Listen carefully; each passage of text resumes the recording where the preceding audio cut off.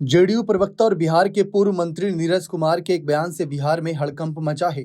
नीरज ने कहा कि आरजेडी के 17-18 विधायक एनडीए के संपर्क में हैं। संपर्क सियासत का एक ऐसा शब्द है जिसका सपाट अर्थ पाला बदल या दल बदल से है।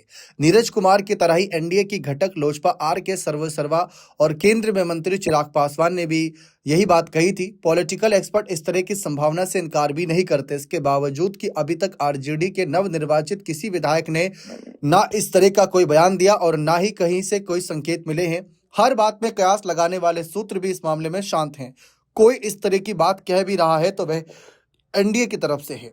नीरज कुमार और चिराग पासवान ने संभव है ऐसी बातें आरजेडी नेताओं को चिढ़ाने के लिए कही हो, पर दोनों जिम्मेदार व्यक्ति हैं और कोई भी बात ये हल्के में नहीं कहते, इसलिए उनके दावों को दरकिनार भी नहीं किया जा सकता। दरअसल महागठबंधन के 2 बार असफल सीएम फेज से रहे तेजस्वी यादव के विधानसभा सत्र छोड़कर विदेश भ्रमण पर जाने के बाद इस चर्चा ने और जोर पकड़ लिया। चूंकि ये विधानसभा में नेता प्रतिपक्ष हैं तो उनकी ज्यादा जरूरत सदन में पार्टी के विधायक महसूस कर रहे हैं, खासकर वे विधायक जो पहली बार जीतकर आए हैं। आरजेडी के इस बार जीते करीब 25 विधायकों में 17 से 18 विधायक तो पहली बार जीतकर असेंबली आए। सदन में उन्हें किस तरह का आचरण करना और किस लाइन पर चलना है ये बताने वाला उनका नेता तो शपथ ग्रहण के बाद से ही गायब है। तेजस्वी के दिल्ली जाने की जानकारी तो लोगों को मीडिया के माध्यम से तो हो गई, इसीलिए कि कपिल सिब्बल के चैनल पर उनका इंटरव्यू प्रसारित हुआ, पर वे विदेश भ्रमण पर चले गए इसकी कोई अधिकृत जानकारी किसी को नहीं है। ये जानकारी महज अनुमान पर आधारित है, इसलिए कि ज्यादातर चर्चा उनके यूरोप जाने की कर रहे हैं। तो बिहार के वरिष्ठ पत्रकार ने भी इस पर तमाम चर्चाएं की।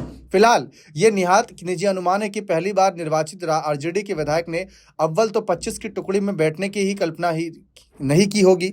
उन्होंने तो इसलिए कि जिस अति आत्मविश्वास ने तेजस्वी ने सीएम पद के अपने शपथ ग्रहण की 18 नवंबर की तारीख मुकर्रर की थी, उसमें सपने भी कोई किसी कल्पना से नहीं कर सकता था। तो बहुत सारी चीज अब देखिए कि पाला बदल पहले भी हुआ राज्य की राजनीति में, लेकिन अब जिस तरीके के हालात हैं आरजेडी के, क्या उसके बाद अगर ये पाला बदल हुआ तो आरजेडी का जिस तरीके का इस समय खस्ता हालत बिहार में देखने को मिल रही है वो और ज्यादा बुरे कह सकते हैं हश्र पर जा सकते हैं।